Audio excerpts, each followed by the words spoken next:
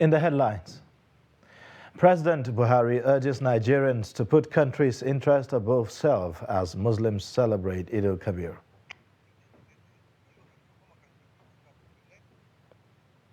National Drug Law Enforcement Agency arrests man for recruiting orphan for drug trafficking. And away from Nigeria, 19 killed in 2 bar shootings in South Africa.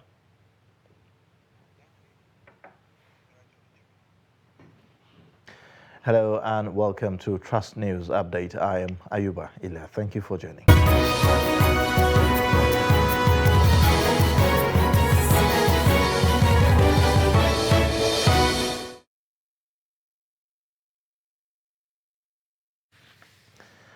Thanks for joining. Now the details.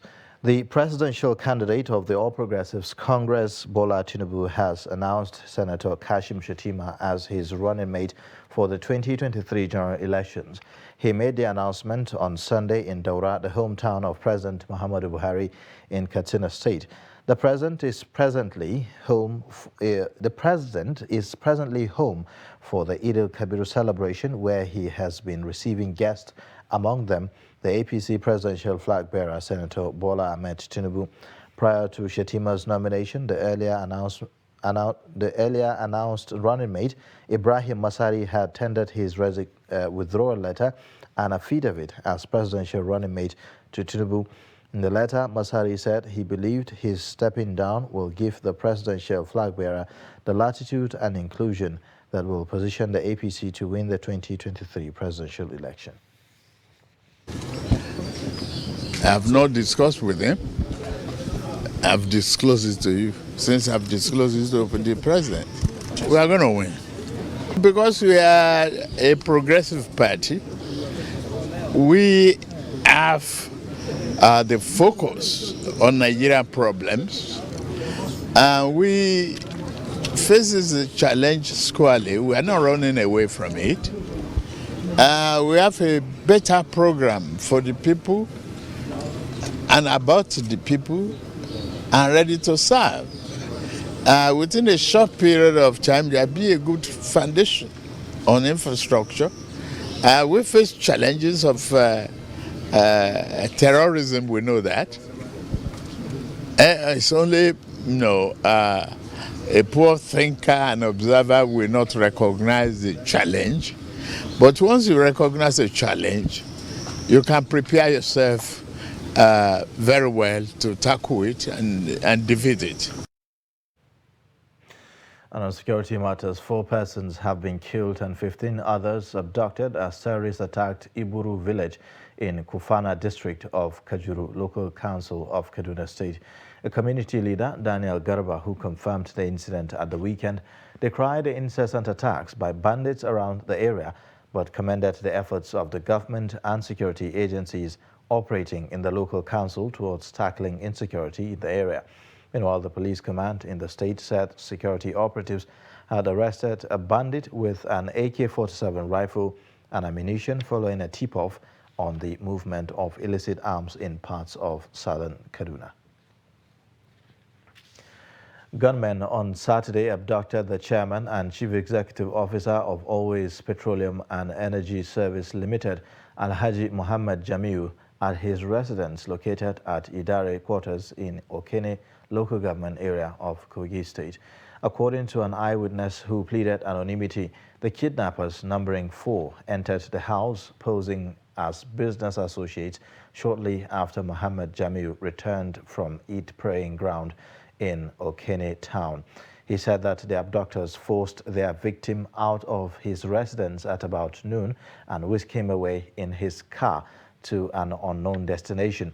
The police public relations officer of Kogi State Police Command, Williams Aya, who confirmed the incident, assured that the arrangements are in place to rescue the victim. Jamiu was also abducted in 2019 at one of his filling stations in Okene, but was rescued by military officials after a few days in captivity. The military lost one of their officers, while one of the kidnappers was also killed during the rescue operation.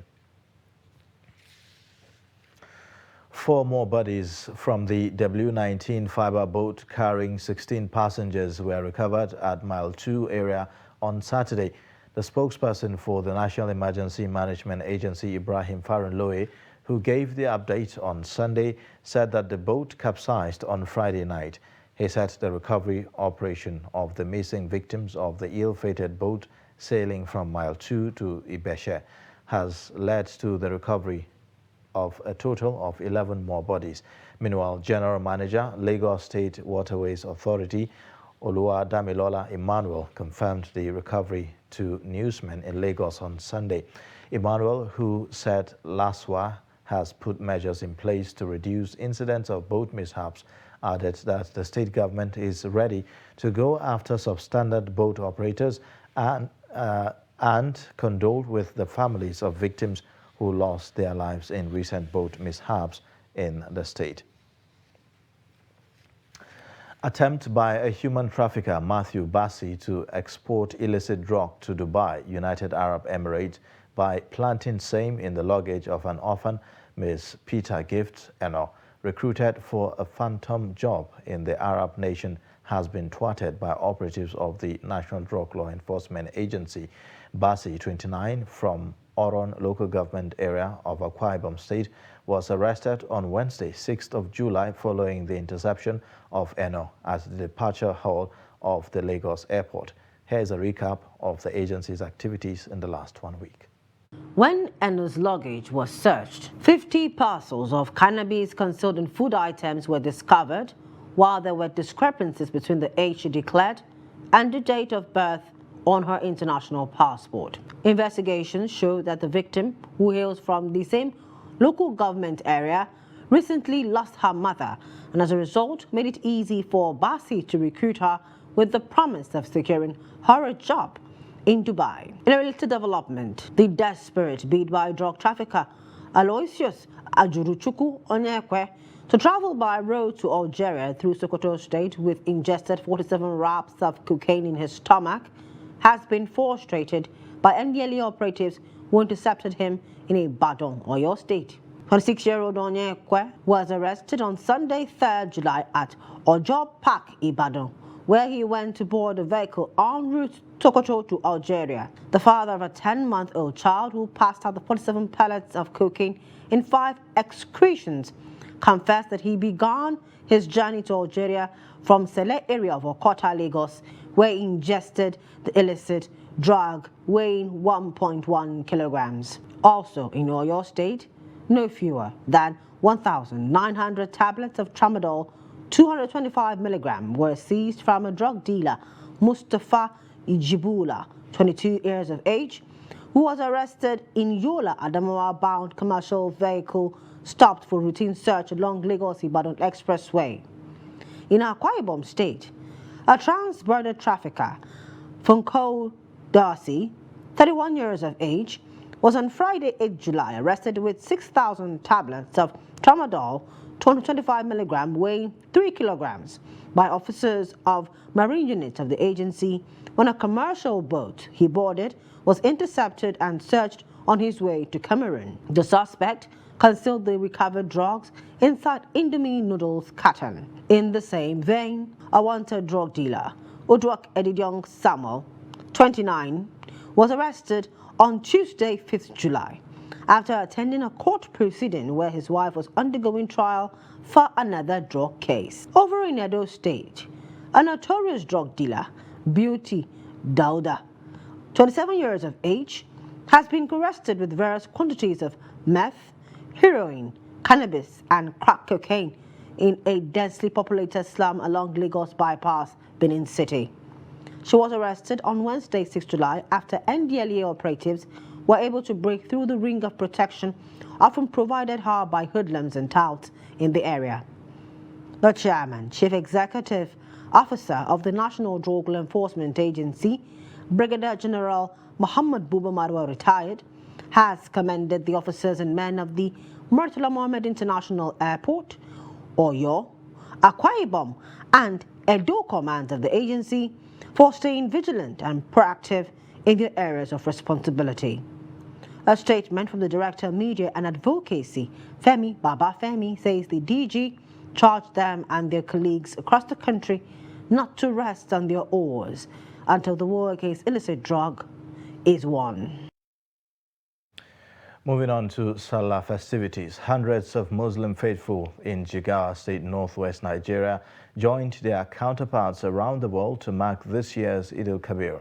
In Kazaure Emirate of the state, faithfuls are advised to sustain the spirit of love, peace and unity as contained in the teaching of Islam. Trust TV's Idris Jibrin reports that residents came out in large numbers to mark the 10th day in the Muslim month of Zulhijjah. The report. Gathered in Kazaure Central Eid Ground are hundreds of residents from villages and towns of the kingdom, including the first-class Emir of Kazaure, Alhaji Najib Usaini, the Nigeria's Minister of Water Resources, traditional and community leaders. Like their fellow Muslims across the globe, they observe the 2 rak'at prayers, effectively fulfilling another fundamental pillar of Islam. The message here is simple but strong: peace and unity. It is mandated on us to continue to praise Allah for what He has done to us and to continue to seek for His guidance, for His forgiveness, and for His favor in whatever we do, so that we can continue to coexist and survive through the tides of this time. But most importantly, also to continue to pray, to seek Allah's protection, and to get ourselves out of the mess we find ourselves in this country as far as the issue of security is concerned. How people are bedeviling us, killing people, kidnapping, ransom, and so on and so forth. So this issue of insecurity is not just a man-made issue, but we have to seek for Allah's intervention.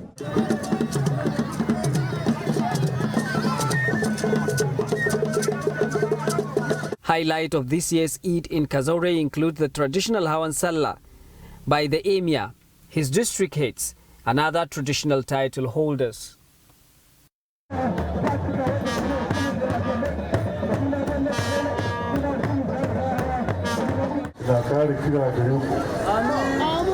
I urge you to fear Allah in all that you do.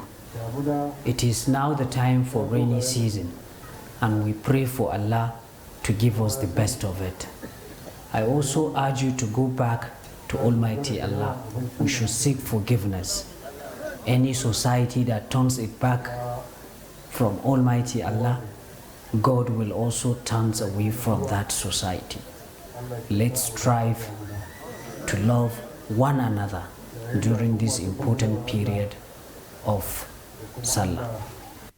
For the resident of Kazaure, it's time for sacrifices, caring and sharing with one another. Idris Jibrin, Trust TV News, Kazaure. You're watching Trust News Update. Coming up shortly. How struggling mother of 6 defies odds to celebrate Salah. Details and more after the break. Every patriotic Nigerian should hear this. Any politician who means well for the people will never allow themselves or their supporters to engage in any violent, destructive activities. No politician who truly wants to serve the people and develop the nation will encourage his followers to destroy properties or take human lives before, during, or after the elections. The Nigerian public must watch out for these traits and isolate any politician who encourages supporters to engage in violence. No genuine politician or patriot will cause trouble and seek to destroy the very society which they aspire to lead or develop. Politicians who have the good of the people at heart will not allow themselves or their followers to engage in violence, destruction of properties, and then taking of lives. Be vigilant. By their words you shall know them. Shun violence. Stay away from politicians who want you to do so. Let's join hands to make the 2023 elections peaceful. This message is from the National Orientation Agency, NORA.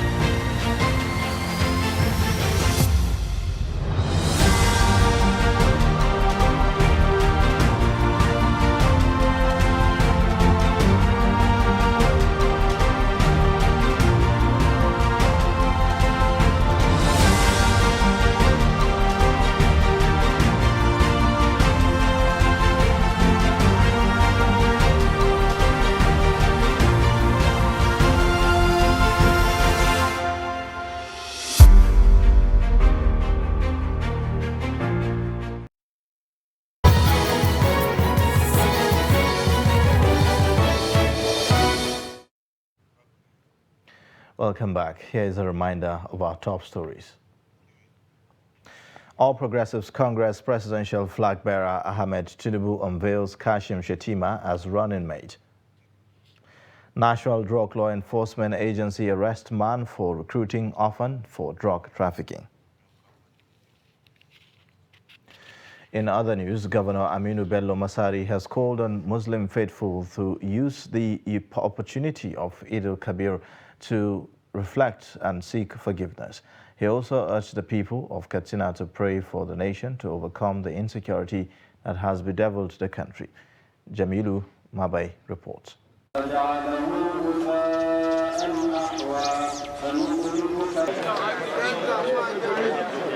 Governor Aminu Masari, who congratulated Muslims Ummah for witnessing another Salah, spoke to journalists after the Eid Kabir prayer held at the prayer ground in Modoja Central Mosque. He reminded all that Eid al-Kabir is a day for sacrifice and thanks to Allah, adding that the celebration offers the nation an opportunity to seek forgiveness and to pray for the state at this critical time of insecurity across the nation.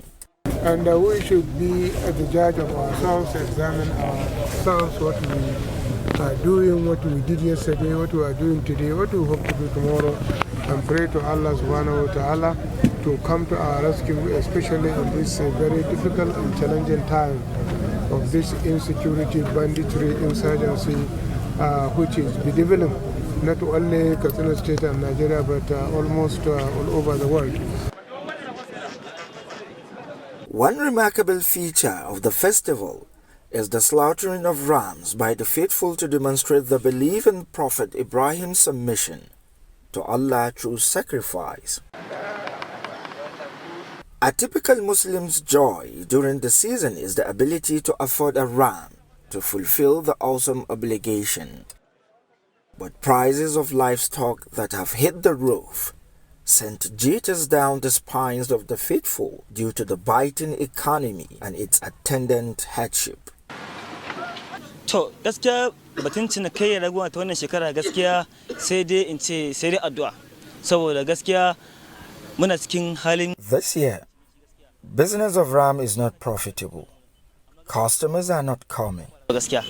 To ni in my opinion, I think people don't have money and the delayed payment of salary are factors that contribute to low patronage. Trust TV observed that the prices of ram have increased by almost 30 to 70% as a result of the high cost of food as farmers shun farming due to insecurity. A glaring reality as at this morning, merchants are yet to make sales while buyers are nowhere to be found. Jamilu Mabai, Trust TV News, Katsina. Now, the Otairu of Auchi, Aliru Momo Kelebe III joined other worshippers in Auchi to observe this year's Eid al-Kabir prayers, which held at the Auchi Arafat Mosque, Esako West local government area of Edo State. The report. The chief imam, Sheikh Zakaria Hussaini, in a sermon entitled Divine Praise and Thanksgiving, encouraged all to always live a life of thanksgiving to enable them to receive more from Allah. He enjoined Nigerians to have faith in Allah, stressing that only Allah has solution to the insecurity ravaging the nation. Director of Auchi Polytechnic, Salisu Umar, and other faithful said the day affords them the opportunity to extend a hand of fellowship to others through charity.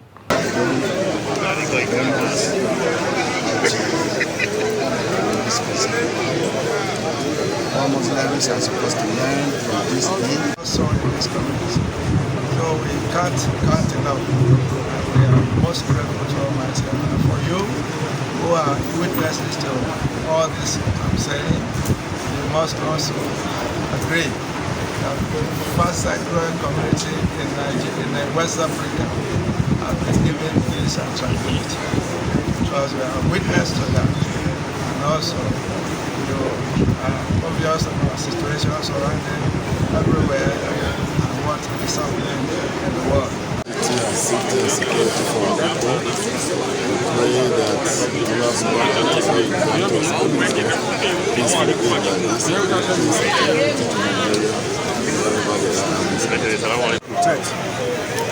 all of us. We keep praying to him to protect us and to provide our mortgage and needs and improve on our economy.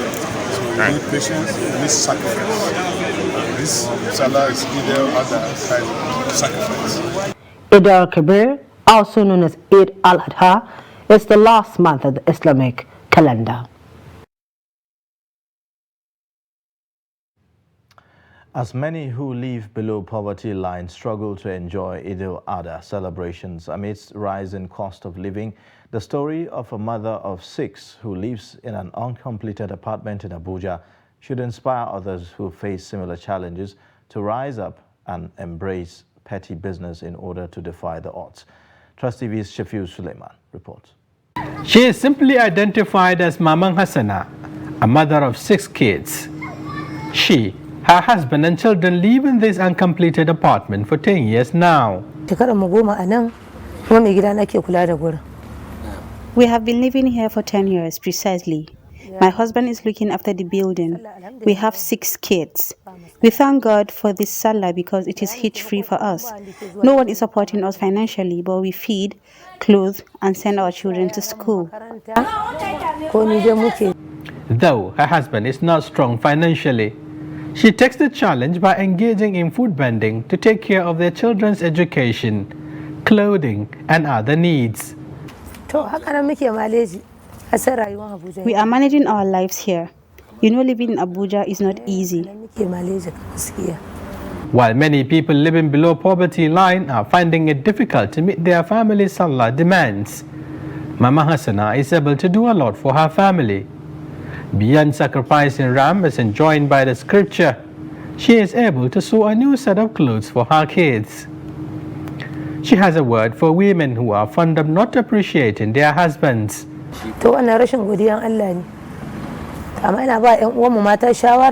That's lack of appreciating God.